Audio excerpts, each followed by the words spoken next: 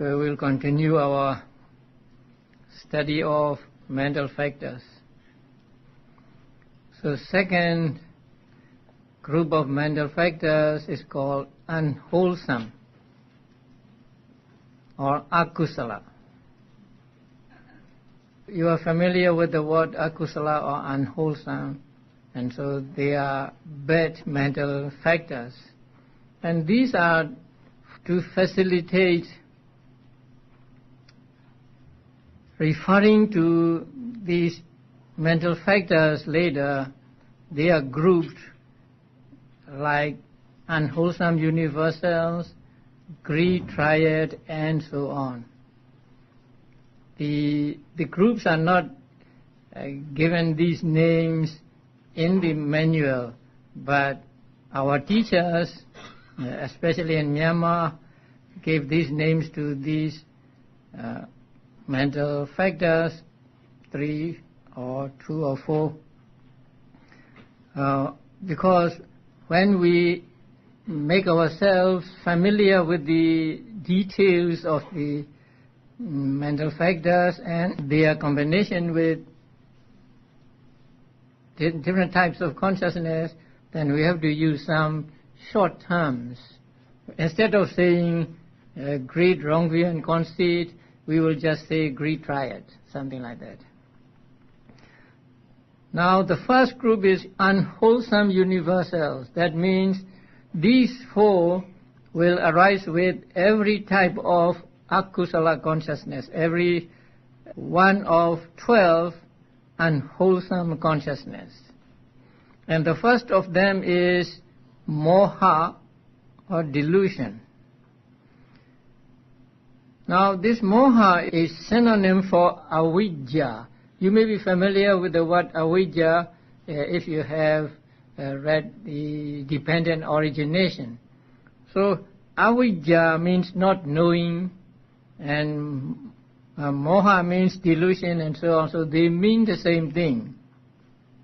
And sometimes moha is translated as ignorance. So ignorance of the Four Noble Truths, ignorance of the dependent origination, and so on.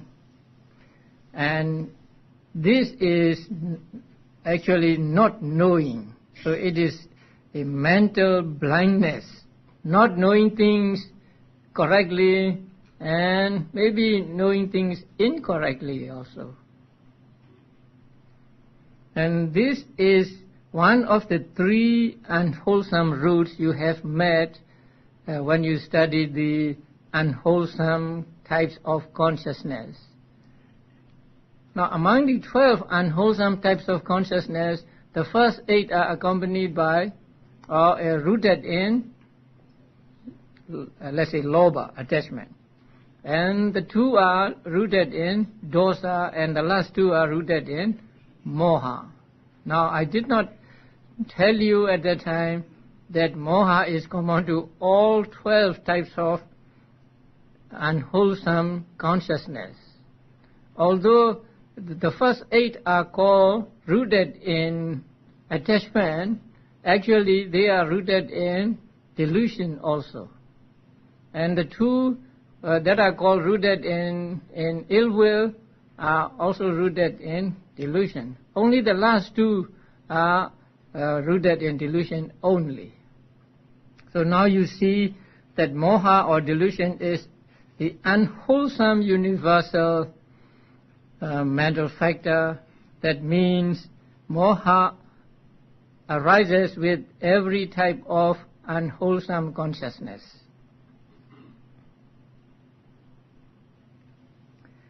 The next one is ahirika or shamelessness, and the next one anottapa, fearlessness of wrongdoing. Now shamelessness means shamelessness in doing misconduct, bodily misconduct or verbal misconduct or mental misconduct. So this is, so when you do something wrong, you are not ashamed to do it. So that shamelessness is the one mental factor when you do something wrong or when you have an unwholesome consciousness. And fearlessness of wrongdoing means you are not afraid of doing wrong things. You are not afraid of doing misconduct. So that is fearlessness.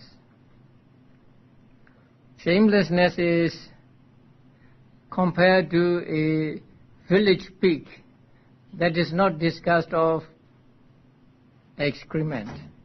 And fearlessness is compared to a firefly that runs into the fire. Now you may have seen the fireflies that just run into the flame. They are not afraid of the flame.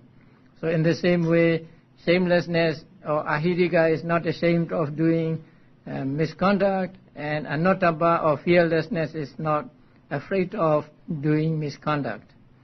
And the last one of the four is in Pali uddhacca, and it is translated as restlessness, or sometimes it is translated as agitation.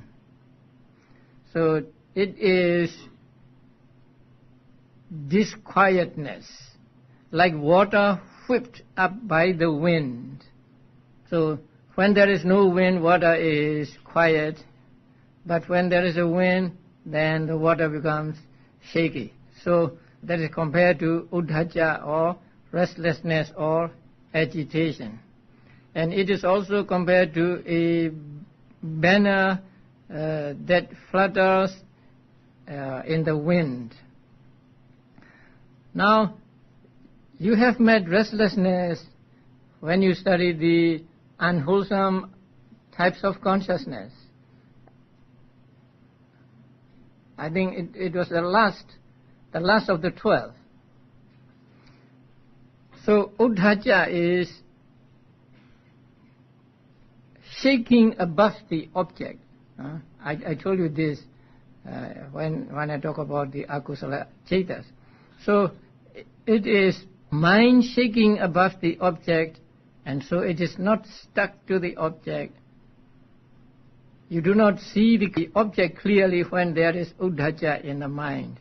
So that is called restlessness or agitation. And these four accompany every type of unwholesome consciousness. The next subgroup is named greed triad, or in Pali lobhatika. So greed triad are greed, wrong view, and conceit, or in Pali lobha, ditthi, and mana. Now greed here covers desire, longing, attachment, and clinging, craving, and so on. And this lobha is actually attachment to the objects. Now you come across some object, especially a desirable object, and you are attached to it. Now that is lobha arising in your mind. And this lobha is compared to a kind of, what do you call that? Sticky substance that comes out of a tree. Now there are some trees that have a sticky substance come out of the tree like gum. And when you touch that sticky substance, then your hand is stuck to it. It is difficult to take the hand from that sticky substance. Now it is described in the text that there is a monkey, and he sees this sticky substance in the sun, and so it is shining. So he put his one hand on the sticky substance, and it is stuck, and he couldn't remove it. Then he put the other hand, and then both hands are stuck. Then he put his one foot, and then other foot. These all four stuck to this substance. And then he tried to free himself, putting his face to the substance, and so he is stuck to it with all these limbs. So lobha is like that. So when we have lobha, we are stuck to this object. If I like this, then my mind is stuck to this object. I cannot take my mind away from it. That is why lobha is compared to that sticky substance that comes out of the trees. So in these modern times, you may say, what do you call that? Glue stick, right? In the United States, there is a glue stick. You can use as a glue or gum. So this is lobha. So lobha includes all shades of greed, like longing, attachment, clinging, craving. And the next one is ditthi, wrong view. Now the Pali word ditthi means just view. But if it is used alone, it almost always means wrong view. If we want to say right view, we use samma ditthi. We use the word samma in front of it, and so samma ditthi means right view. And if we want to be sure, then we may use miccha ditthi for wrong view. So when there is the word miccha in front of it, then it is wrong view. And when there is no other word but just ditthi, wrong view is also meant. So the ditthi is wrong view, and wrong view is seeing things wrongly. Seeing things wrongly means taking wrong things to be true. Now, Buddha taught that things are impermanent, but if we think things are permanent, then this is one wrong view. And Buddha said there is no soul, no self, and if we think there is a self or soul, this is also wrong view. And if we think that there is no karma or no karma results of karma, whatever you do is just doing, and things happen without any cause and so on. So these shades of views are called wrong view. And the third one is mana, conceit, or pride, or haughtiness.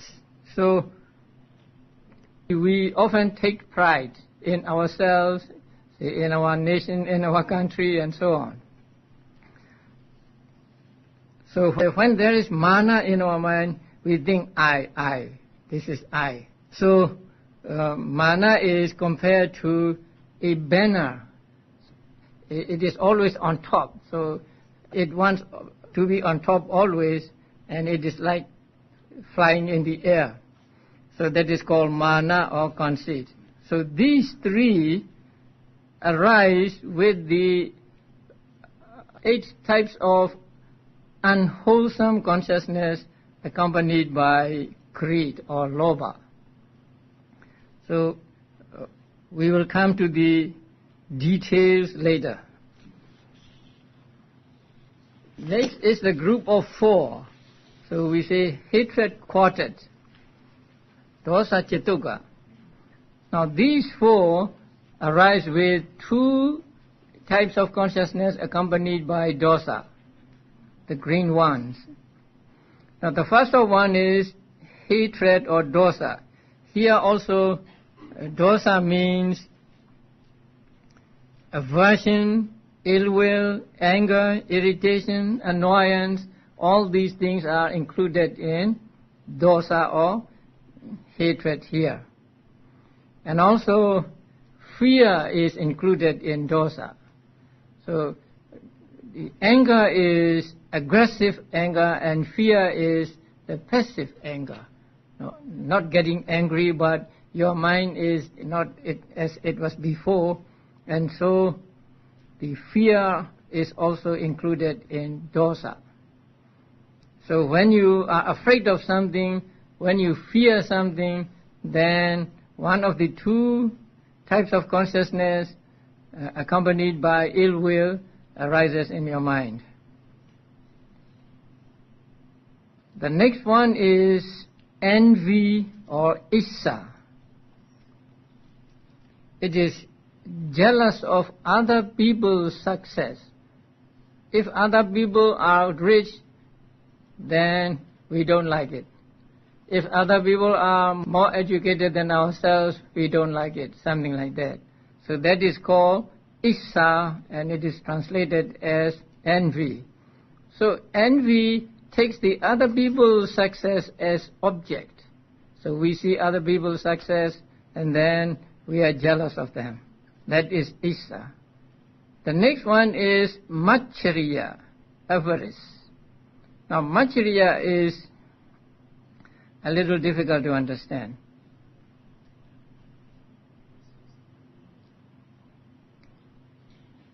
Mostly we think that Maccharya is stinginess.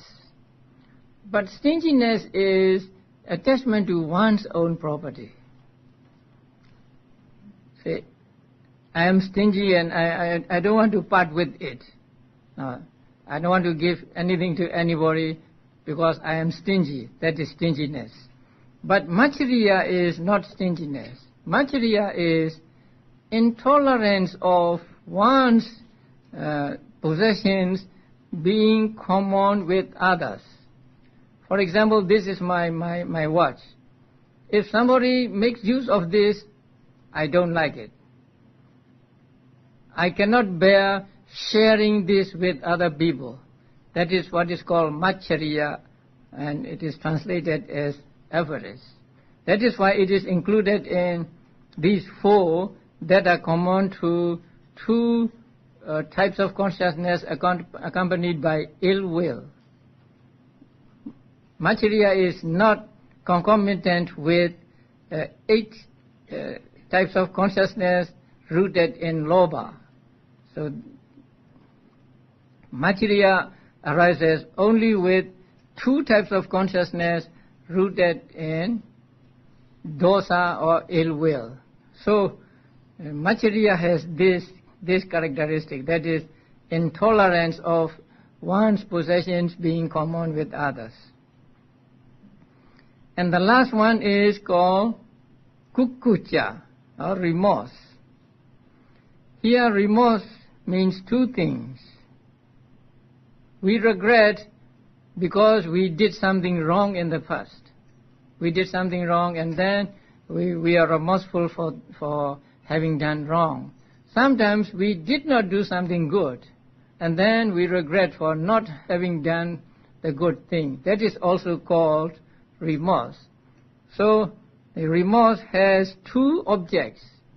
Something wrong that we did in the past and something good that we did not do in the past. So we can have the remorseful feeling regarding both of these actions. These 4 arise with the 2 types of consciousness accompanied by ill will.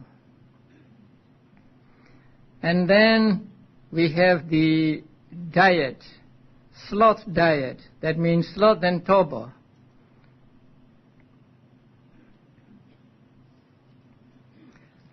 Sloth is defined as sluggishness or dullness of mind. That means dullness of consciousness.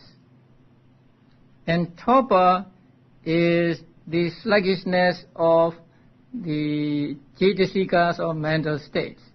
So sloth is the dullness of consciousness and torpor is dullness of mental factors.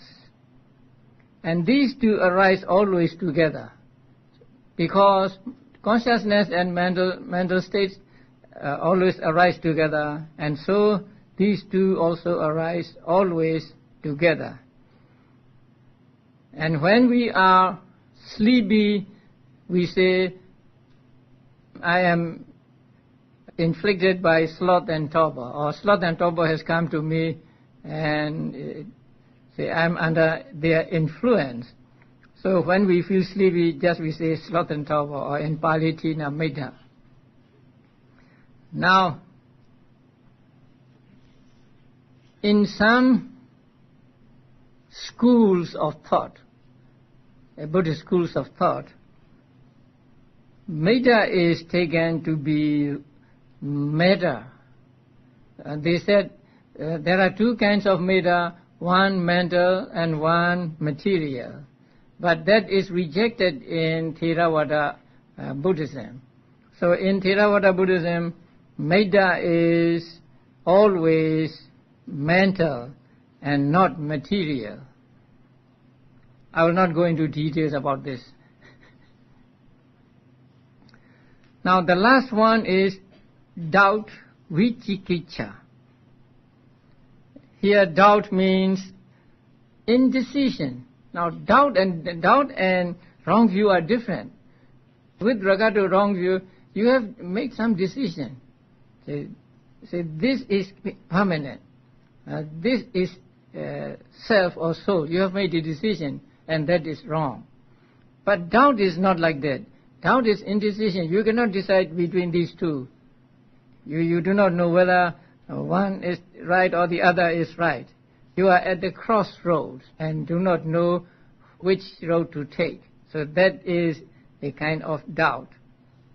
Doubt is the translation of the Pali word vicikiccha.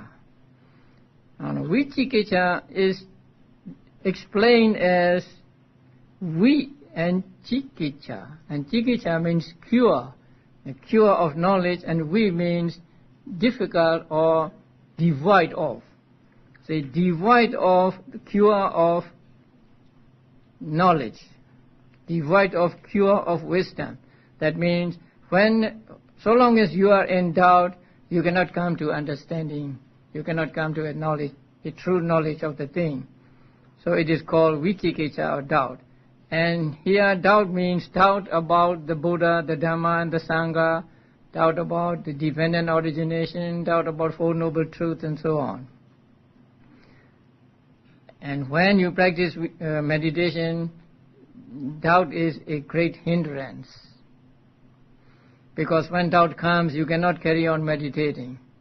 So you have to eliminate it, you have to deal with it efficiently. When you are in the real practice, you just be mindful of it, or you make mental notes of it to get rid of it. So now we've finished the 14 unwholesome mental factors, beginning with moha and so on. Now, how many of them have you met? You have met with lobha, you have met with deity, you have met with mana, not yet. And you have met with dosa, asa machiriya, kukuja, no. And tina mida, maybe not. And doubt, yes. So there are 5 hindrances regarding the meditation, and all 5 hindrances are from among these unwholesome mental factors. Now, the first of the mental hindrances is sensual desire, so that is lobha. And the second, ill will, now dosa.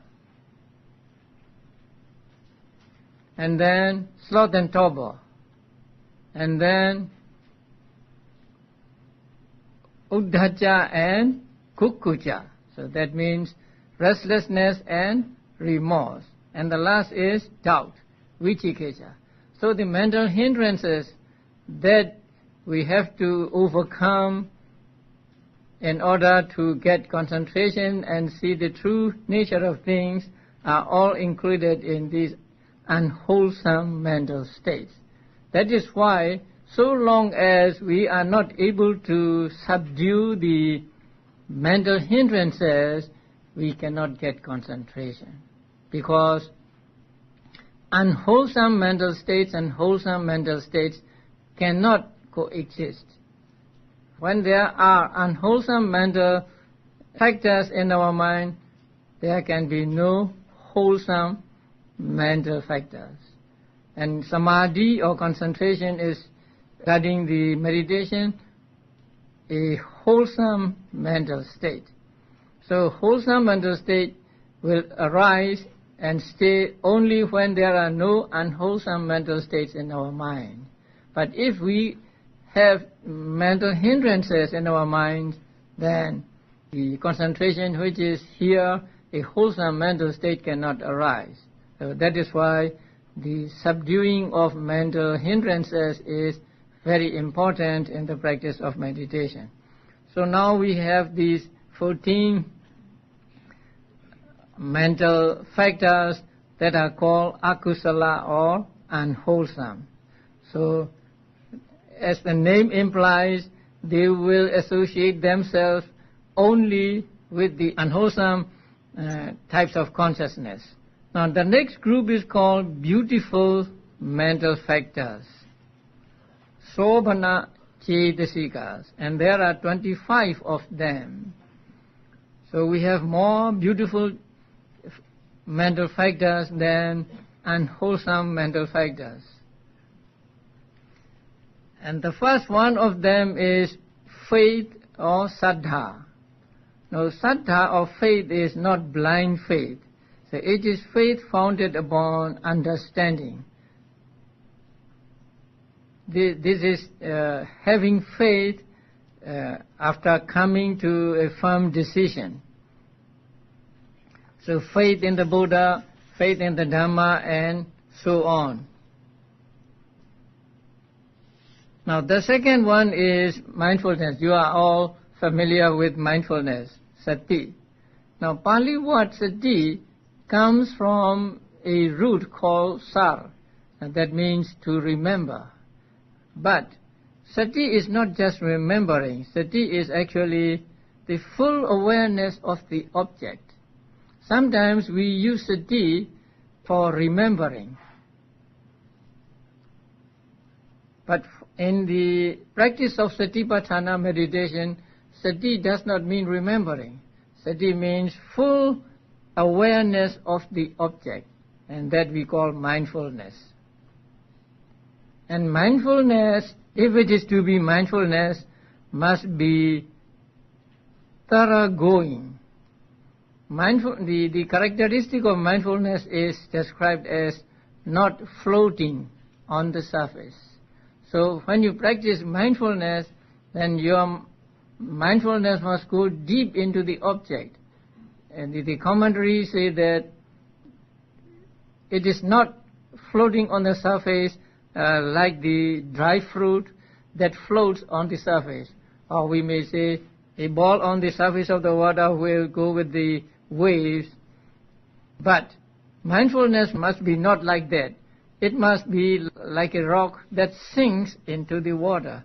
So when you practice mindfulness, your mind must, as it were, sink into the object. So your mind should be fully engaged with the object. So that is what mindfulness means.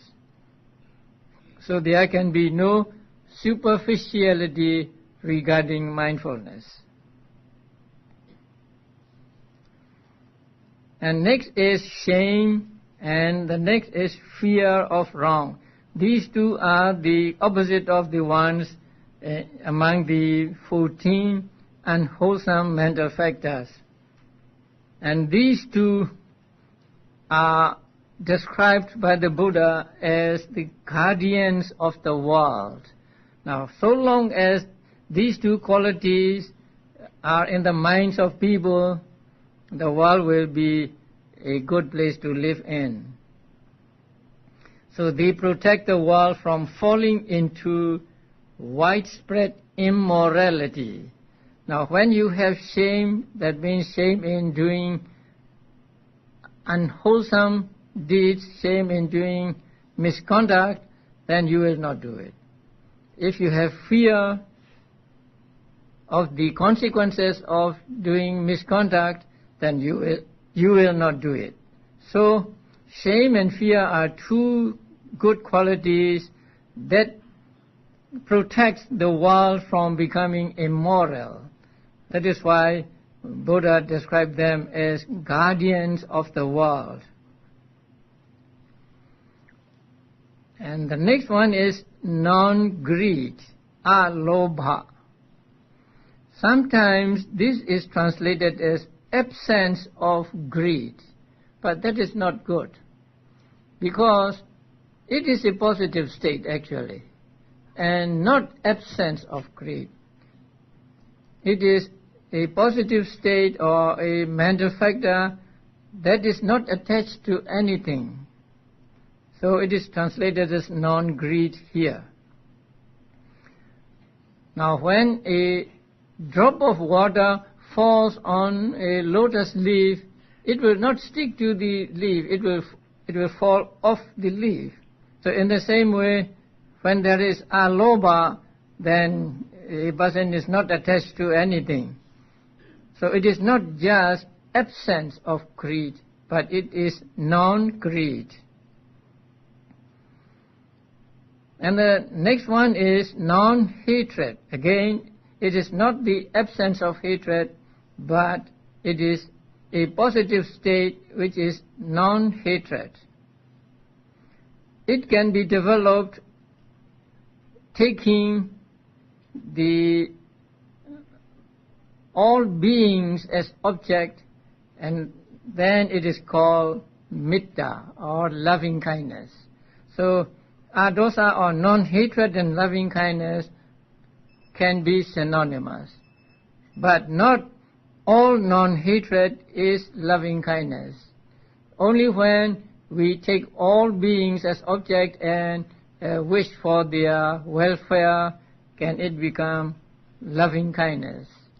At other times, when we pay homage to the Buddha, when we offer things to the Sangha or to the Buddha, there is non-hatred in our minds, but that non-hatred is not loving kindness. So loving kindness is only when we take all beings as object and wish for their welfare, wish for their happiness. So non-greed, non-hatred. Now the next one is neutrality of mind. Now the Pali name for this is tatra majjhatata. Majja means middle. Majjhatata means to be in the middle.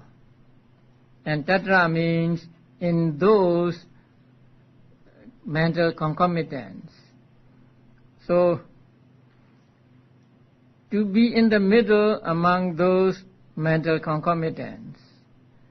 And it is translated as neutrality of mind. Now this is one mental state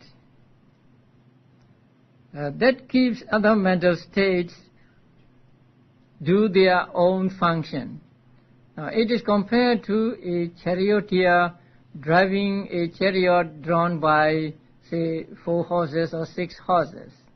When the horses are running properly, the charioteer has not to worry about the running of the carriage, and so the charioteer just look on when the horses are running properly.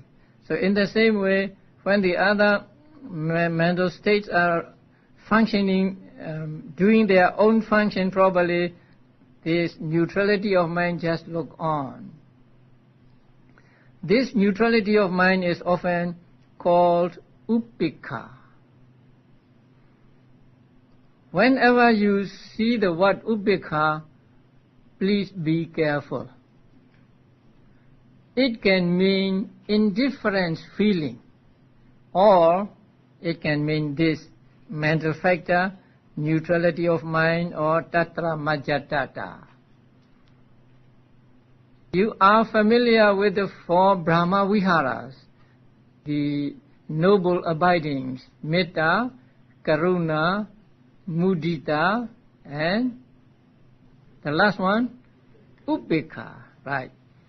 So that upekkha is not feeling upekkha. That upekkha is this tatra majjhatata upekkha. So when you develop upekkha, which is one of the 4 divine abidings, you try to be impartial towards all beings. You do not try to wish happiness for beings. You do not try to sympathize with them. You do not try to be happy with them, but you just look on without being affected by the condition of the beings. Either they are prospering or they are suffering. That is what we call upekkha among the four divine abidings. And it is also translated as equanimity. Next come the pairs: tranquility of mental body, tranquility of consciousness. In the Pali, there is the word kaya, kaya passaddhi. Kaya normally means the physical body, but actually kaya means just a group or a body, and so here it means not the physical body but mental body. Mental body really means these mental factors. So the kaya passaddhi means tranquility of cetasikas, mental factors, and citta passaddhi means tranquility of consciousness. When there are defilements such as restlessness and remorse or worry, there is stress in the mind. So the mind is not tranquil at that time. So when the mind is free from restlessness and worry, mind is said to be tranquil or peaceful. So the tranquility of the cetasikas is called tranquility of mental body, and tranquility of consciousness is called citta passaddhi in Pali, tranquility of consciousness. And the next group is lightness of mental body and lightness of consciousness. When you have sloth and torpor, your mental state, your mental factors are not light. They are kind of heavy. And your mind or your consciousness is also not light. But when the consciousness is free from sloth and torpor, then there is no heaviness in the consciousness or in the mental factors. And so these two are called lightness of mental body and lightness of consciousness. And it is also explained that when there is lightness of mental body and lightness of consciousness, then you don't have many moments of bhavanga between active thought moments. Now, there are types of consciousness called bhavanga. Bhavanga is translated as life continuum. They are the inactive thought moments. Now, all through our lives, the inactive thought moments and active thought moments arise one after another. So there are inactive thought moments, and then there are active thought moments, and then again inactive thought moments, and so on. Inactive thought moments always intervene between the two sets of active thought moments. And those inactive moments can be many, or they can be just a few. So when the active thought moments are intervened by just a few inactive thought moments, then mind is said to be light. Consciousness and mental factors are said to be light. Then that happens when mind is free from sleepiness or sloth and torpor, and also at other times. Now the next group is malleability of mental body and of consciousness. Now this is difficult word. The Pali word, what is the Pali word for malleability? Mududa. Now the meaning of the word mudu means soft. So we may translate softness of mental body and softness of consciousness. Now softness here means it is not rigid, so you can manage it. when it is rigid, it is difficult to manage. So it is manageability. When there is wrong view and when there is conceit, mind is said to be rigid. But these types of mental factors do not arise together with wrong view or conceit, and so they are free from wrong view and conceit, which create rigidity. Since they are free from rigidity, they are said to be soft. So softness of mental body and softness of consciousness.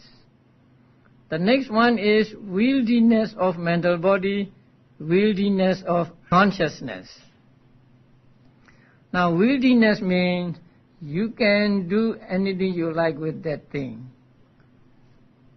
When the clay is wet and soft, then you can make this clay into any shape you like. So that is what is called the wieldiness of mental body and wieldiness of consciousness. There are hindrances like sensual desire, hate, and so on. So when these mental hindrances are in the mind, mind is difficult to manage. So they are said to be unwieldy. So when mind is free from these mental hindrances, the mind is said to be wieldy. So that means you can manage the mind in the way you like. And so these are the two mental factors, wieldiness of mental body and wieldiness of consciousness. And the next pair is proficiency of mental body and proficiency of consciousness. In Pali, what pagunyata means proficiency. It is opposed to unhealthiness of the mental body and unhealthiness of consciousness. Now when there is lack of faith and so on, mind cannot take what it likes to take, and so the proficiency is missing there. So when there is no lack of faith in the mind is proficient in taking the things that are beneficial to it. And the last is rectitude or straightness of mental body and rectitude of consciousness. Now it is opposed to hypocrisy and fraudulence. When there is hypocrisy or fraudulence, mind is said to be crooked. But these mental factors are free from the hypocrisy or fraudulence, and so they are said to be straight. So straightness of mental body and straightness of consciousness.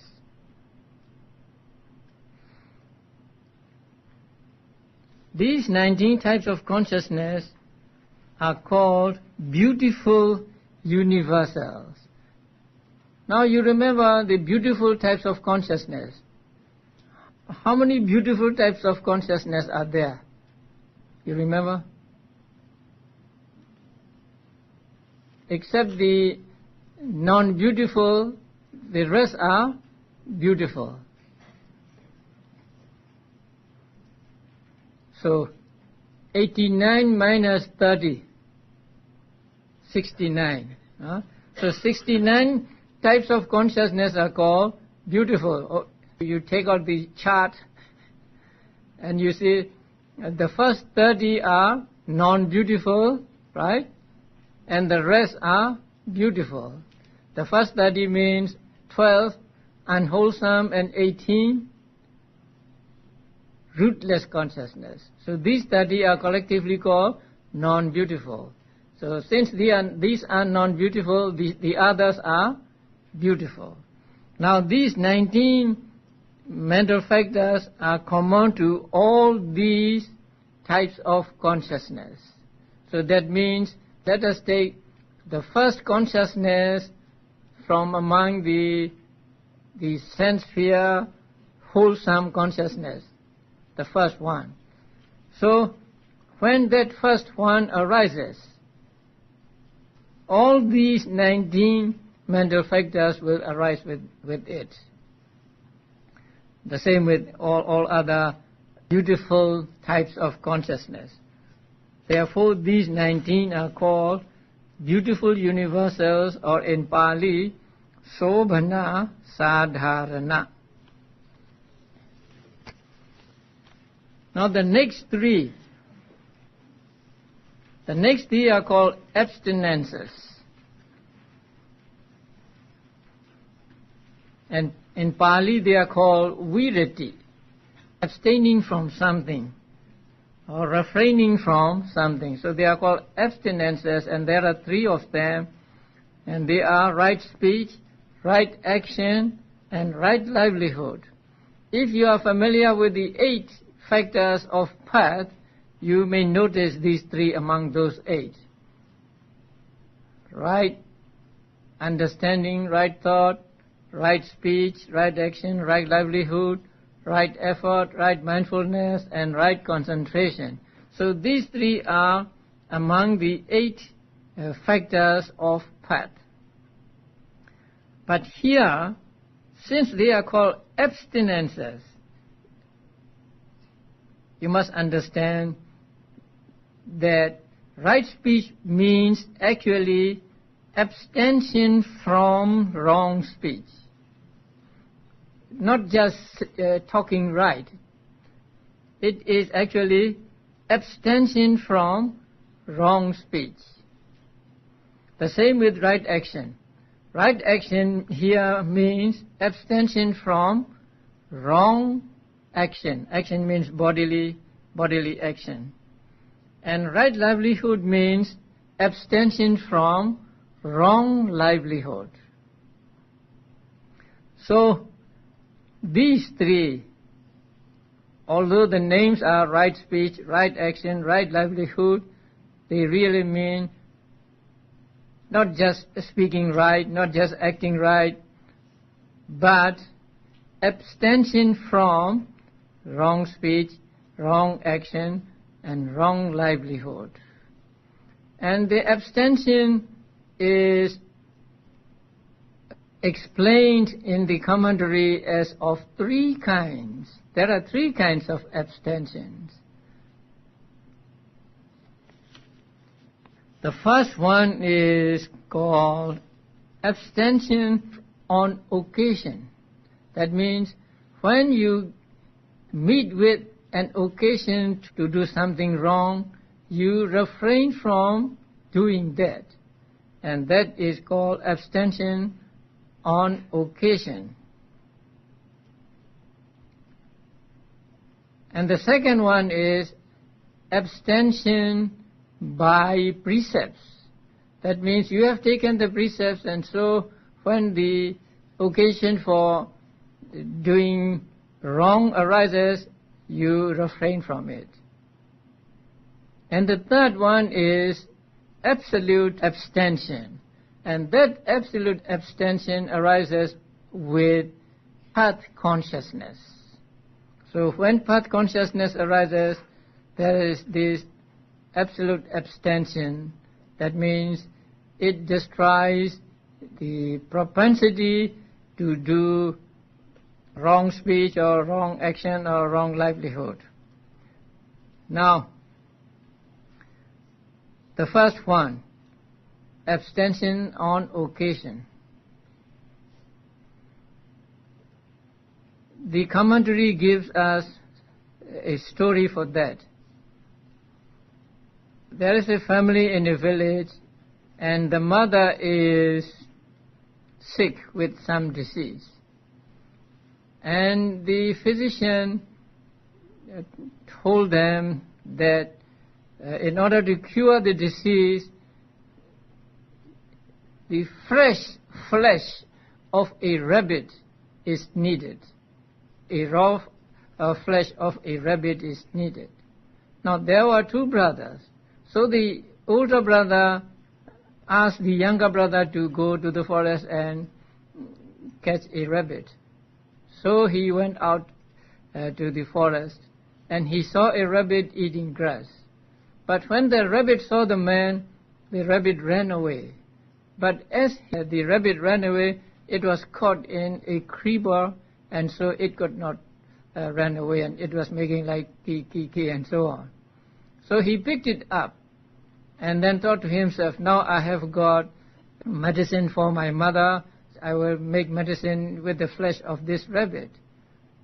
But then he thought, it would not be proper for me to kill a being simply because I want to cure the disease of my mother. So thinking this way, he just let it go. And he went back. Then his brother asked him whether he had got the rabbit, and he told the story. So when the elder brother heard this, he scolded his younger brother. But the younger brother went to the mother and then made the utterance of truth. He made utterance of truth in this way: ever since I came of age, I know of what is right and wrong. I have never taken the life of a living being. So by this utterance of truth, may my mother be cured. And it is said that the disease of his mother was cured. So here, this man refrained from killing the rabbit on occasion. But now the occasion for, or the chance for killing the rabbit has come to him, but he refrains from it. So refraining from, or abstaining from doing wrong when some opportunity arises is called abstention on occasion. So he has an occasion to kill the rabbit, but he did not. And abstention on precepts, for this there is another story. Again, there's a village, and one day a farmer took precepts from a well-known monk in the village. So after taking the precepts, he went to the fields to plow, and then his oxen ran away, and so he went in search of the oxen, and he got into a forest. So in the forest, he was caught by a python, a snake. So the snake coiled around him, but he had in his hand an axe. So the first thing he thought was, I will kill the snake with this axe. So 3 times he thought that way. But later he thought, it would not be proper for me to break the precept that I have taken from such a holy person. So I will give up my life. And he threw the axe away.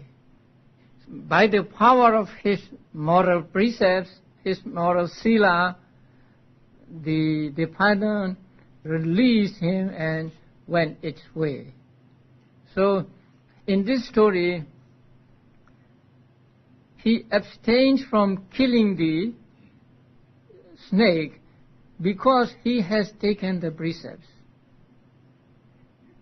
So this is another kind of abstention. Abstention by or through taking precepts. The last one is absolute abstention. That means abstention achieved at the moment of enlightenment. Now, at the moment of enlightenment, you all know that the path consciousness arises, and that path consciousness eradicates all mental defilements. So when it eradicates mental defilements, it eradicates all disposition for doing what is wrong. So that is the abstention that lasts forever. So that is called absolute abstention. So there are 3 kinds of abstentions or abstinences. each one of them can be of 3. So here we have samma vacha, right speech, samma kammanta, right action, and samma ajiva, right livelihood. Since they are abstentions, what is meant here is abstention from wrong speech, abstention from wrong action, and abstention from wrong livelihood. Now, in the discourses, suttas, Buddha mentioned 5 traits that a disciple should not follow. And it is trading in or dealing in poisons, dealing in intoxicants, dealing in weapons, dealing in human beings, that means slaves and so on, and dealing in animals for slaughter. So these 5 are called wrong livelihood. So a disciple of the Buddha should abstain from dealing in these 5 things. So when he abstains from dealing in these 5 things and make his livelihood correctly, then he is said to be practicing right livelihood. But here also, right livelihood means abstention from these 5 kinds of wrong livelihood. Now the next group is limitless ones, and they are compassion, karuna, and appreciative joy, mudita. Now they are called limitless because they must take the object that is limitless.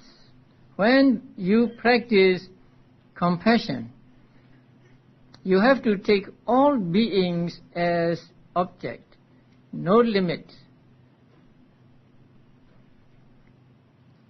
That is why they are called limitless. So limitless means limitless in the range of object. And when you practice appreciative joy also, you have to take all beings as object. Now, what is compassion?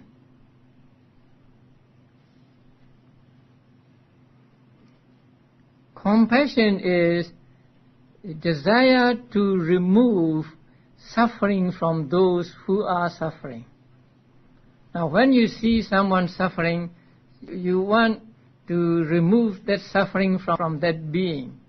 And that desire to remove suffering from those who are suffering is called compassion. So it has the characteristic of promoting the removal of suffering in others. When you practice compassion, first you may practice compassion to one person or one being, 2 beings and so on. But ultimately you must reach all beings. So may all beings be free from affliction or something like that. May all beings be free from suffering. So when you repeat this and really meaning this, then you are practicing compassion. And it is important that when you practice compassion, you just stop at compassion and don't go into sorrow or anger. Now that is very important. Now sometimes people transcend or people pass compassion and go into violence. Now there are people who have compassion for animals being used as tests in medical laboratories. And then they would attack the people who are working there, or they might even throw a bomb at them, and so their compassion turns to anger. So that is not compassion. Now they have come into anger. So when you practice compassion, you have to see to it that it does not change into anger. Or sometimes you are sorry with the person who is suffering, and when you are sorry with him, then you have domanassa, you have a kind of ill will, and so you step over into the akusala. So it is very important that we must be careful when we practice compassion. We must not get into anger or sorrow, but we must just stop just at compassion and wish that they be free from suffering. The second is appreciative joy. That means when other peoples are prosperous, when other peoples are in success, you are happy. You do not feel jealousy. So that is appreciative joy or mudita. And mudita also should be practiced to all beings without exception, and so it is also called limitless. There must be no limit in the objects of the mudita or appreciative joy. So when you practice mudita, you say, may they not fall away from this prosperity, or something like that. Now there are 4 divine abidings, 4 brahmaviharas, but here only 2 are mentioned. That is because Metta is included in non-hatred, and upekkha is included in neutrality of mind. So actually there are 4 brahmaviharas, but the other 2 are included in the mental factors, non-hatred, and neutrality of mind. So these 4 can be practiced to become brahmaviharas or divine abidings, and also they can be not Brahma abidings. So when you are paying homage to the Buddha, there is non-hatred in your mind, but you are not practicing loving kindness. And when you are paying homage to the Buddha, there is the neutrality of mind, but that is not upekkha as the brahmavihara. So in order to practice brahmavihara or noble abiding, you have to take the beings as object, beings, limitless beings as object, and then send thoughts of loving kindness and so on to all these beings. So here the 2 are called limitless, but in other books the 4 are called limitless ones. Now we come to the last one, and that is wisdom faculty, panyendriya.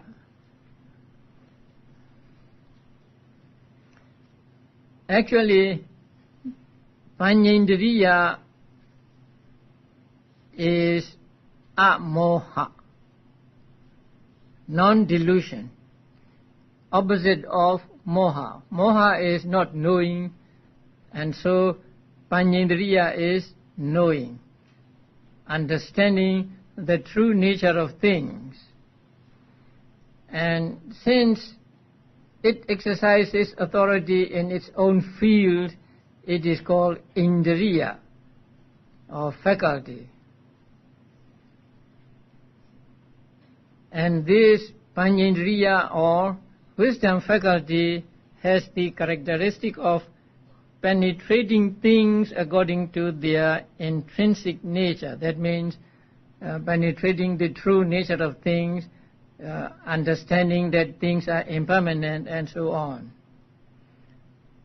And it is compared to a light.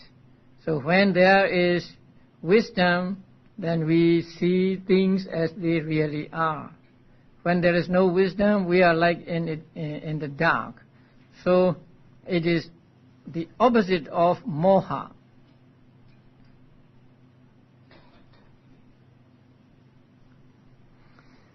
So altogether we get 52 cetasikas.